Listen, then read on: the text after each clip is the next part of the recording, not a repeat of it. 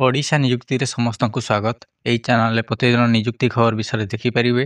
तेणु चैनल को भी सब्सक्राइब करूँ। तेज चलतु जाना आज का नियुक्ति खबर विषय जाणी रखु। ओडिशा कलेक्टर ऑफिस रिक्रुटमेंट 2025 आसी।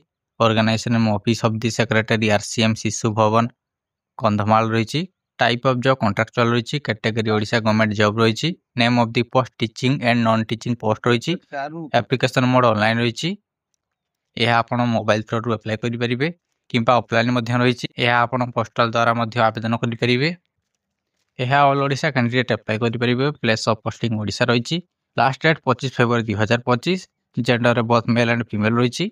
एजुकेशन क्वालिफिकेशन देखा गले प्रथम चाइल्ड वेलफेयर ऑफिसर बा केस वर्कर रही।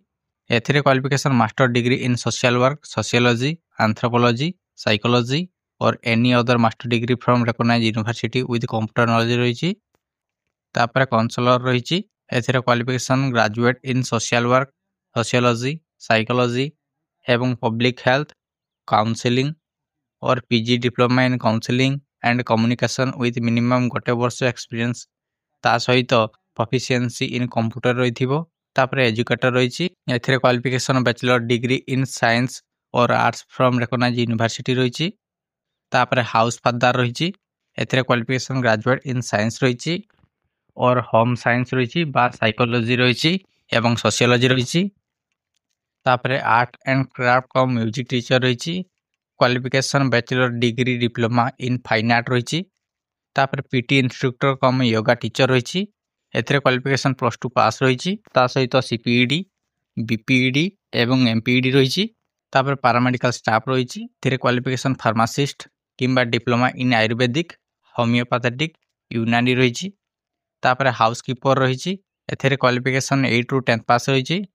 तापर कुक रही। एथिरे क्वालिफिकेशन 8 ରୁ 10 पास रही। तापर हेल्पर कम नाइट वॉचमैन रही। एथिरे क्वालिफिकेशन 8ମ ରୁ 10ମ पास रही। वैकेंसी डिटेल्स देखा गले चाइल्ड वेलफेयर ऑफिसर बा केस वर्कर 2टी पोस्ट रही। काउंसलर गोटे पोस्ट रही। हाउस फादर 2टी पोस्ट रही। पैरामेडिकल स्टाफ गोटे पोस्ट रही। एजुकेटर 2टी पोस्ट रही। Art and craft cum music teacher गोटे पोस्ट रही। तापर योगा टीचर गोटे पोस्ट रही। तापर कुकर गोटे पोस्ट रही। तापर नाइट वॉचमैन गोटे पोस्ट रही। तापर हाउसकीपर गोटे पोस्ट रही। एज लिमिट देखा गले मिनिमम एज 21 वर्ष, मैक्सिमम एज 45 वर्ष। एज रिलैक्सेशन देखा गले ओबीसी स्टूडेंट मान 3 वर्ष, एसटी एससी पीडब्ल्यूडी मान 5 वर्ष, एक्स सर्विसमैन मान 5 वर्ष, पीडब्ल्यूडी प्लस एसएसटी मान 15 वर्ष रही। सैलरी देखा गले child welfare officer case worker 23,170 रही। तापर काउंसलर 23,170 रही। तापर एजुकेटर 10,000 रही। तापर हाउस फादर 14,564 रही। तापर art and craft cum music teacher 10,000 रही। तापर पीटीआई कम योगा टीचर 10,000 रही। तापर पैरामेडिकल स्टाफ 11,916 रही। तापर हाउसकीपर 7,944 रही। तापर कुक 9,930 रही। तापर हेल्पर कम नाइट वॉचमैन 7,944 रही।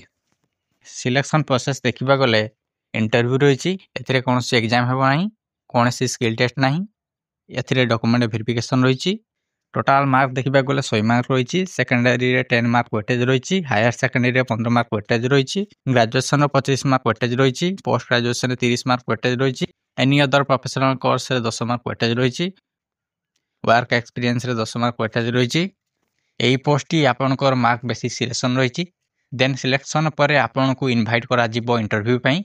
देन इंटरव्यू रे जदी पास होउचंदी तापर डॉक्यूमेंट वेरिफिकेशन रही।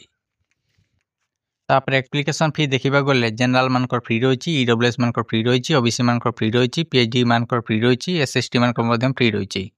डॉक्यूमेंट देखा गले समस्त क्वालिफिकेशन सर्टिफिकेट रही, कास्ट सर्टिफिकेट रही, आधार कार्ड रही, रेसिडेंट सर्टिफिकेट रही, एम्प्लॉयमेंट रजिस्ट्रेशन कार्ड रही, पासपोर्ट साइज फोटो रही। Apply start date already start 10 February 2025 start होगी। Apply last date 25 February 2025। जो मैंने पोस्ट रे इंटरेस्टेड अच्छा आरसीएम शिशु भवन .in साइट रे जाई आवेदन करि परिबे। Thank you.